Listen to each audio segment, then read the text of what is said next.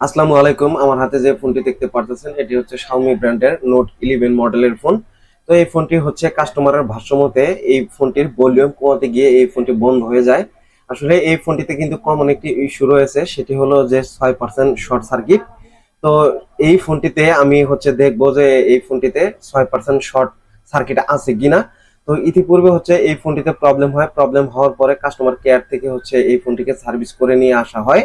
তারপরে হচ্ছে এই ফোনটি বিগত দীর্ঘদিন চলার পরে আবারও কিন্তু এই প্রবলেমটি হয়। তো এখানে হচ্ছে আমি আপনাদেরকে পাওয়ার সাপ্লাইয়ের মাধ্যমে দেখিয়ে দিলাম যে এখানে 6 পর্যন্ত কিন্তু রিডিং আছে। তো আসলে এই 6 পর্যন্ত রিডিং থাকলে এটি হচ্ছে এই ফোনটি 2G আইসিটা খারাপ হয়ে যায়। এখান থেকে আমরা যে 2G আইসিটা আছে কাঙ্ক্ষিত, এই 2G আইসিটাকে এখান থেকে আমরা উঠিয়ে ফেলবো। তো দেখুন এখানে কিন্তু অনেক ধরনের পেস্ট আমি দেখতে পারতেছি, কারণ ইতিপূর্বে যে ভাইরা কাজ করেছিল এখানে হচ্ছে যথাযথভাবে ক্লিন করে দেওয়া হয়নি। তো এখানে কাঙ্ক্ষিত যে বড় আইসিটা আপনারা দেখতে পারতেছেন, এই বড় আইসিটা হচ্ছে এই ফোনের 2G আইসি। এটিকে এখন আমি রিমুভ করে ফেলবো, নতুন করে আরেকটি আইসি আমি এখানে ইনস্টল করে দিব। আর এই আইসি গুলো লাগানোর সময় কিন্তু এগুলোকে গ্রাউন্ডিং করে দিতে হয়, গ্রাউন্ডিং করে না দিলে এই আইসি গুলো কিন্তু বেশ দীর্ঘদিন চলবে না। এই ফোনগুলোতে বিভিন্ন ধরনের ইস্যু, এখানে প্রবলেম কিন্তু থাকবে। তো এখানে পুরাতন যে আইসিটা ছিল সেটিকে আমি এখন উঠিয়ে ফেলার চেষ্টা করতেছি। এখানে খুব বেশি হিট দেওয়া যাবে না, হিট দিলে কিন্তু এই বোর্ডটি নষ্ট হয়ে যেতে পারে।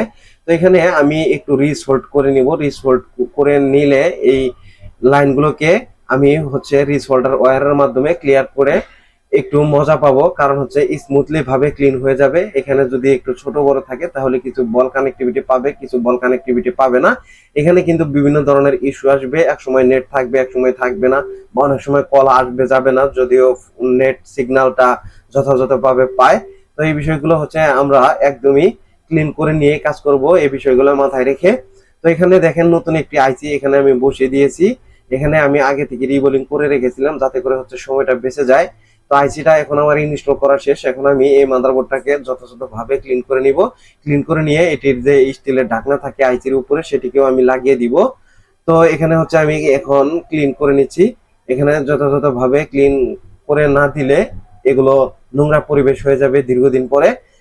দেখুন এখানে কিন্তু আমি ডিসপ্লে ফ্রেমের সাথে মাদারবোর্ডটাকে লাগিয়ে নিচ্ছি। তো আশা করি এই ফোনটি স্বয়ংসম্পূর্ণভাবে চালু হয়ে যাবে, কোনো ধরনের প্রবলেম, কোনো ধরনের ইস্যু এখানে কিন্তু থাকবে না। তার আগে হচ্ছে ক্যামেরাগুলোকে আমি একদমই লাগিয়ে নিচ্ছি যাতে করে হচ্ছে এই ফোনটি আর দ্বিতীয়বার খুলতে না হয়। এখানে একদমই মোটামুটি আমি ফিটিং এর ফুল পর্যায়ে নিয়ে আসছি, শুধুমাত্র স্ক্রুগুলোকে আমি এখানে লাগাবো না।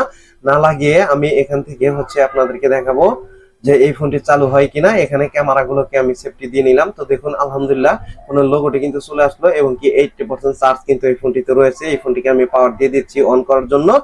তো এখানে স্ক্রুগুলো কেউ লাগিয়ে ফেলি, যেহেতু পাওয়ার চলে আসছে ইনশাল্লাহ লোগো হ্যাং বা কোনো কিছু থাকবে না, একদমই এক চান্সে এই ফোনটি রিপেয়ার হয়ে গেছে। তো এখন স্ক্রুগুলোকে আমি একদমই কমপ্লিটলি লাগিয়ে ফেলবো, কোনো একটাও যেন কম না থাকে। তো দেখেন ফোনটি কমপ্লিটলি চালু হয়ে গেল।